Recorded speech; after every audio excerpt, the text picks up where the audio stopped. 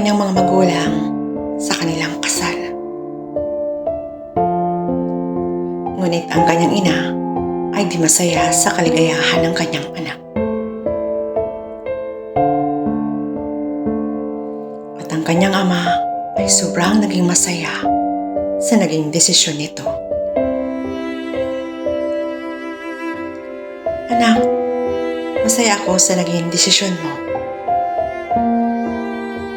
At alam kong magiging maligaya ka sa babaeng iyong minamahal.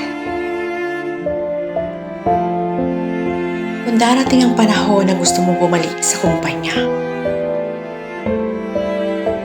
nakahanda pa rin ang dati mong posisyon. Umayo kayo at magmahalan. At tuluyan ang ibinigay ng bendisyon ng kanyang ama sa dalawang nag-iibigan. Hanggang nagsimula na si James sa panibagong buhay. Tinayo nila ang bagong bubuksan negosyo. Ngunit talagang magaling magdala ang mag-asawa. Makikita mo simula pa lamang ay unti-unti nang makikita ang pag-asenso ng mga ito. Unti-unti nang nakikilala ang kanilang negosyo. At marami na nagtitiwala upang mag-share ng kumpanya nila, James. Lumipas nga ang panahon. Nakilala na ang kanilang kumpanya sa larangan ng mauunlad na negosyo sa Pilipinas. Isa na lamang ang kulang sa kanila, ang magkaroon ng anak. Ngunit isang araw, pagkagising ni Sandra, masama na ang pakiramdam nito at ito na'y naduduwal. At hilong-hilo. Ngunit bumangon pa rin ito upang ipagluto nito ang asawa. Bago pa ito nakarating sa kusina, tuluyan na itong natumba.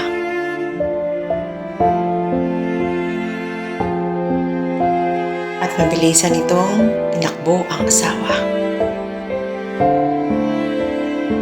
At ang sabi nga ng doktor, "Congratulations po sir, buntis po ang inyong asawa, 2 weeks. Tuwang-tuwa ang mag-asawa sa blessing na natanggap nila.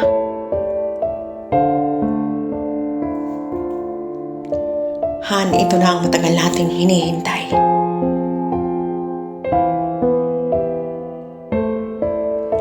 Dok, maraming salamat po. Basta ang billing ko at ang mga vitamins na mag-ina para malusog kayo pareho.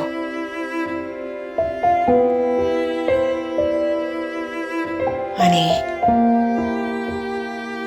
daddy na ako. Thank you so much." At pinaghahalikan nga nito ang asawa.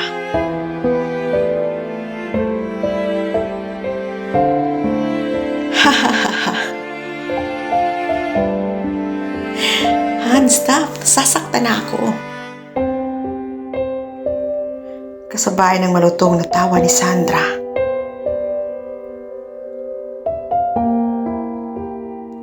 I'm sorry, Han. Sobrang saya na ako.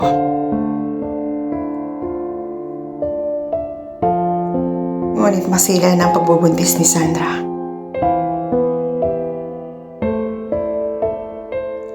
Kailangan niyang huminto sa kanyang trabaho. At si James na lamang ang pumapasok sa kanilang kumpanya.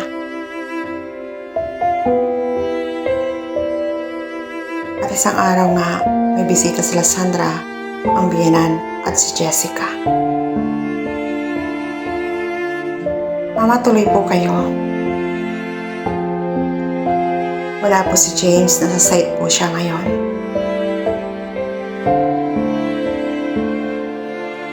Tumalima ang ina at Jessica. At kasabay ng sabi, "Ikaw ang sadya ko, hindi ang anak ko."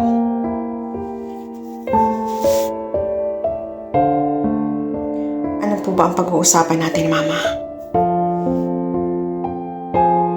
Di agad sumagot ang ina ni James.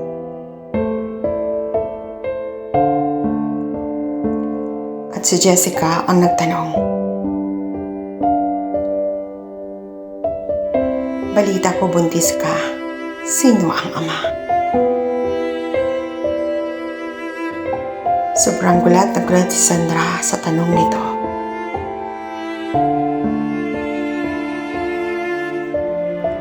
Ngunit di niya ito sinagot.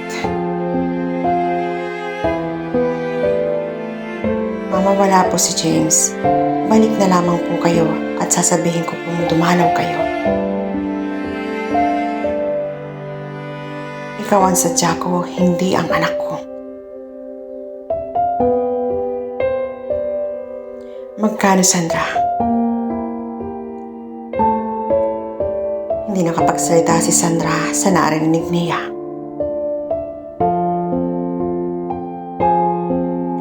"Alin ang magkano, Mama?" "Ano po bang ibig ninyo sabihin?"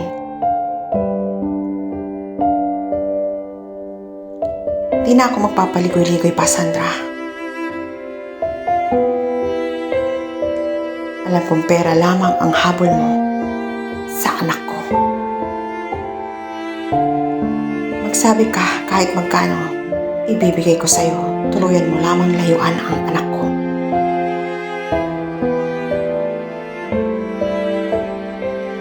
Tulala si Sandra sa mga narinig mula sa ina ng kanyang pinakamamahal na asawa. Walang nagawa ito, kundi tuluyan na lamang umiyak.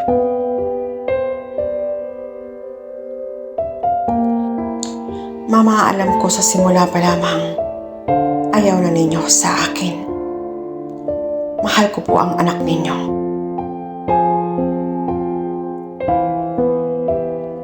At hindi ko kailangan ang kayamanan ninyo.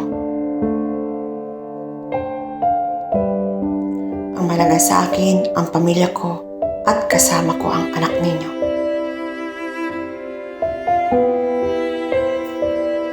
Sorry, Mama, pero kahit anong gawin ninyo, di ko iiwanan ang asawa ko.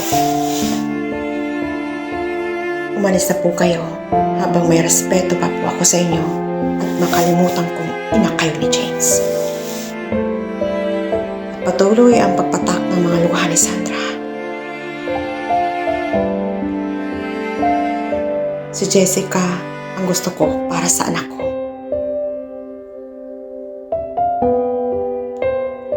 Kagaya namin na mula sa angka ng mayayaman.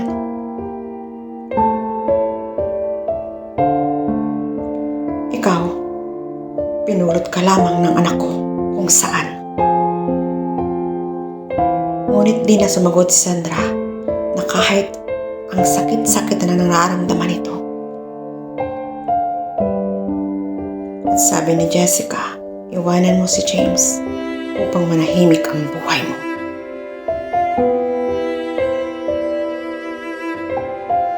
Bago tuluyan umalis ang mga bisita, biglang tinulak ni Jessica si Sandra. At sa hindi inaasahan, masama ang pagkakabagsak nito.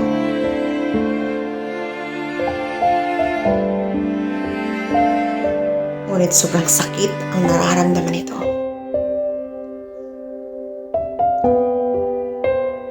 Bakit ganoon? Hindi pera ang kailangan ko, kundi si James. Lalong umiyak nang umiyak si Sandra.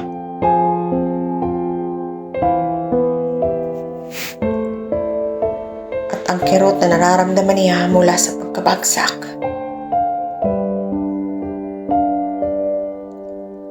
ay lalong sumidhi sa kanyang puson.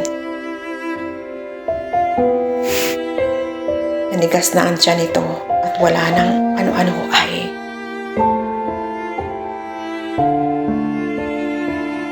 may bigla itong naramdaman na isang likido sa kanyang pagitan ng mga hita.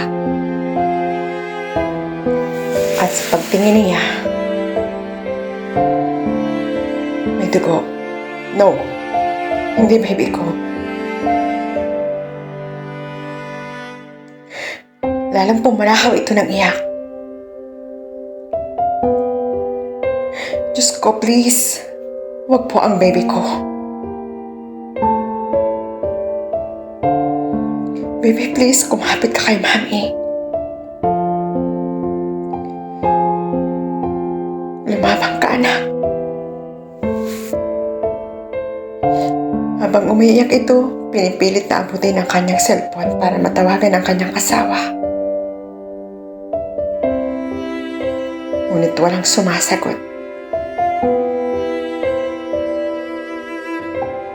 Nakailang tawag na siya, wala pa rin. At mas lalong sumasakit ang tiyan ni Sandra. Hanggang di na nito nakayanan ang sakit na nararamdaman.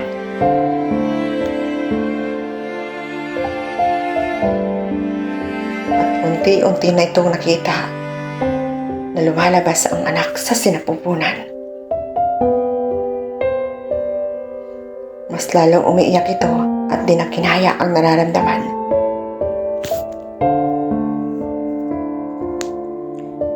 Nawala na ito ng malay.